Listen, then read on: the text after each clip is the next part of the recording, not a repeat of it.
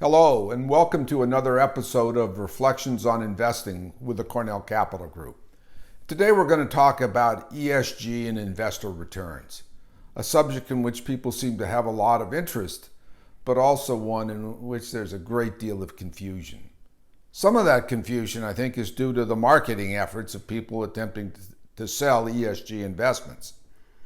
But that's not all of it. I mean, it's a confusing, chaotic brew of different ideas that are difficult to separate out.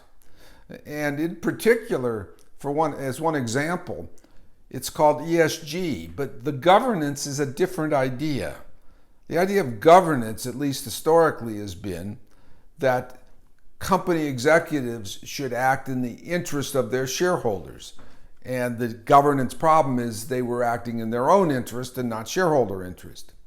But E&S are very different. E&S say that the executives ought to be taking steps to benefit the environment or society, even if they're not in shareholder interest. So that's why I say it's a confusing brew.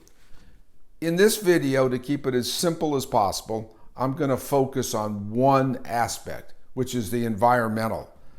I have a new book coming out on this subject, so it's the one I feel most comfortable talking about. And to show you how it works, let's take the simplest possible example. I have two companies. One I'm going to call the green company. Say that's a battery maker. One I'm going to call the brown company. Say a fossil fuel company. So let's start back before ESG became an issue, or back before E became an issue, where there wasn't concern about global warming and so forth. And let's assume that these companies were priced identically. Let's go over to the computer and take a look exactly what I'm talking about. So here in our illustration, we have a green company, that's the battery company, and a brown company. Prior to the concern with climate, they're both priced at $100.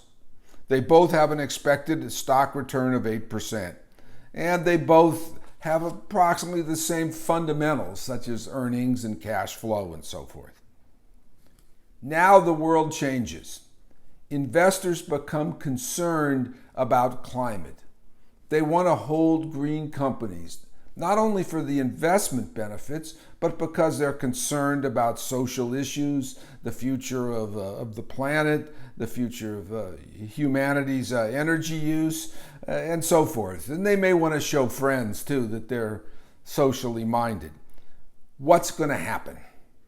Well, the first thing that happens is that the price of the green company is going to be bid up.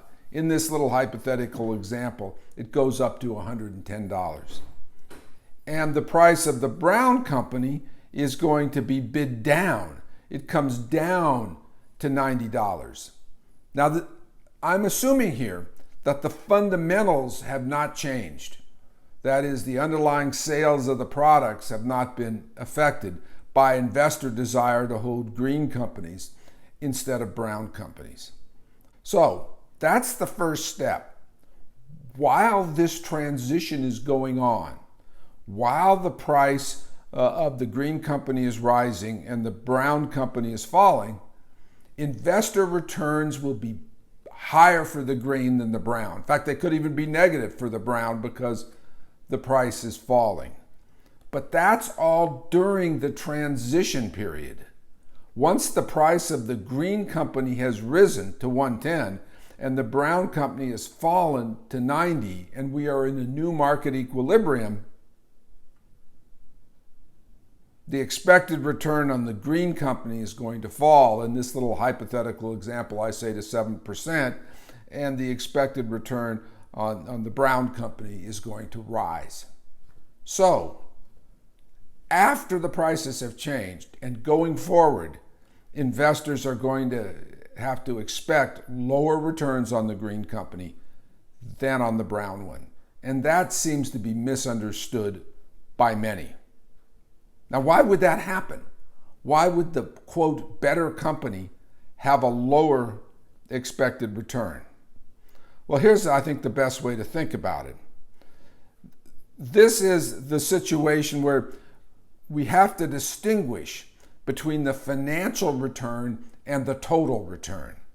So in this case, the total return for both companies remains the 8%.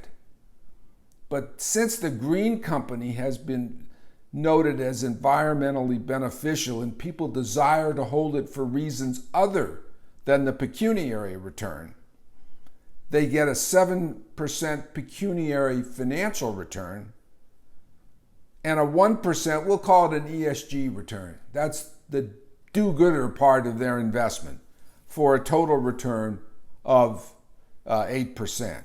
Over here with the brown company, to have a total return of 8%, because it's assumed to have a negative ESG return of -1, the financial return has to be 9%. So what's the bottom line? The bottom line is there's been some misleading reporting in the financial press. Investors can't really have their cake and eat it too. If they choose to invest in green companies, in the long run, they can expect to earn lower returns than if they hold brown companies. And that is the trade-off that is unfortunately unavoidable. If you found what we've been covering today interesting and would like to learn more or see a further explanation of the views I've expressed, the link in the description is to a paper by NYU professor Aswath Damodaran and I on valuing ESG. So I think you might find that to be interesting. Thanks for joining us today. This has been Reflections on Investing with the Cornell Capital Group.